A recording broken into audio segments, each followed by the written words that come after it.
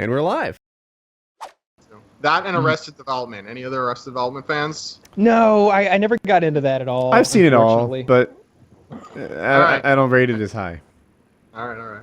Was it take it or leave it for you, kind of? Or, like, what was the problem? We had an Arrested Development actor on the show. I've heard great things about it. You've had...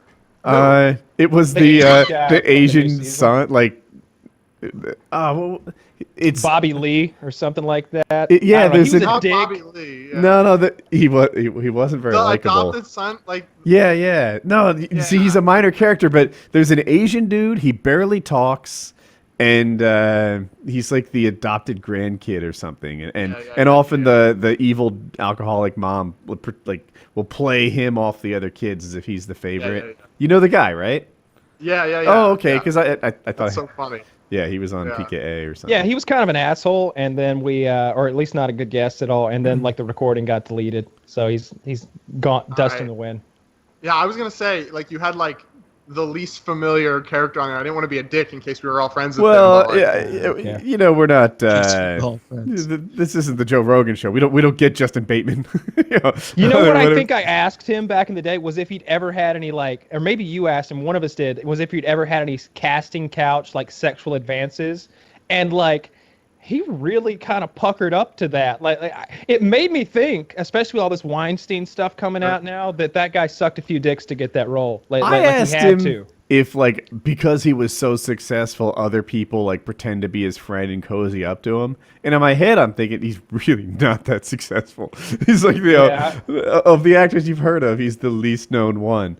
And but he basically said yes, that lots of people do. He has all these fake friends trying to be next to him. Yeah, remember he was pitching some kind of like beef jerky company or something like that too. Like he had like, it was like, maybe it was kale. It was like dried barbecue kale or something that he was like pushing on the show. Like that was why he was here. It was super lame if you ask me. I was kind of glad that he got erased. Yeah, it was the sands of time. The show was going to be a miss. It was something super duper lame. It was like the most LA bullshit ever. It was like, instead of like jerky, it was like dried chunks of kale flavored. That's arguably the exact opposite of bone broth.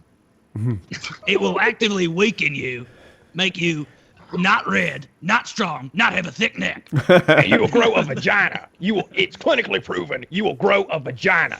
Clinically proven to grow a pussy. Kale actually helps Crohn's Jones regrow, right according to the bro science I googled. It'd be fun to look at if you could just see all the crazy shit that washed up celebrities end up doing, like all the weird products they end up plugging, like I mean, it's kind of sad to think about, but at the same time, it probably has led to some hijinks. Like, it's not just the washed up ones, like you see like in the foreign markets, like where they know they won't be like put on blast. Like you see Tom Cruise in some weird like coffee toothpaste ad or coffee or toothpaste in Japan or something. It's like, oh, Tom Cruise, a coffee. It's to make you energetic and Scientologist. And they have a white teeth.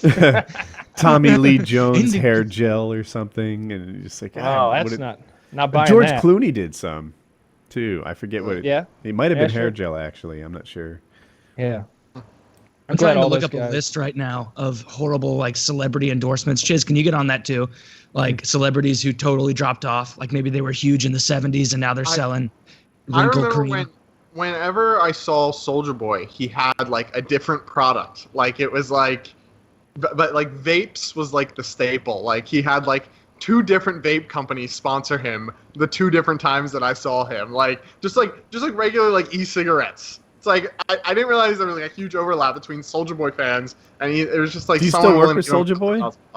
No. Is he okay? I haven't heard about him in forever. It seems like he's not like he may have hurt his brain a little bit. Let's check his Twitter and see what he thinks about things. He was definitely exaggerating how much money he was making when I was around him. That doesn't sound like a rapper. And then there was that insane story of like he's gonna get $400 million. Do you guys remember that? That popped up in like 2015. Just ridiculous claim, like he was gonna get some $400 million deal. But I still think he has the ability to tour, especially internationally in like Asia. And those shows go for $20,000, $30,000, $40,000. And you can still go to a club. A club will still book him to show up and pay him $3,000, $4,000, $5,000, $6,000. And I think that there might be some royalty money from the couple things he's done with Drake.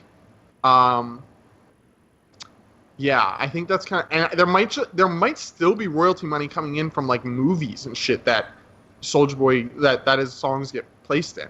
Because anytime, like if you're ever gonna do a throwback to the 2008 to 2010 period, there's a 10% chance that movie might have Soulja Boy, in it. I don't know how much money that equates to. I know he was saying $1 million a month. I don't think it was that. That sounds really nice. Yeah. He's spending a lot on face and neck tattoos. Yeah. Which is just not I've never seen a facial tattoo that I thought was like, oh man, that was a good move. I've grown to like Tyson's for some reason. Mike Tyson. No, it's still not good. You just wouldn't say anything to his face about it, but you would think like, God, what are you thinking? Why would you do that to yourself? Like it looks awful. He's got it just says Lisa next to Soulja Boy's ear, and then he's got a bag of money next to his eye.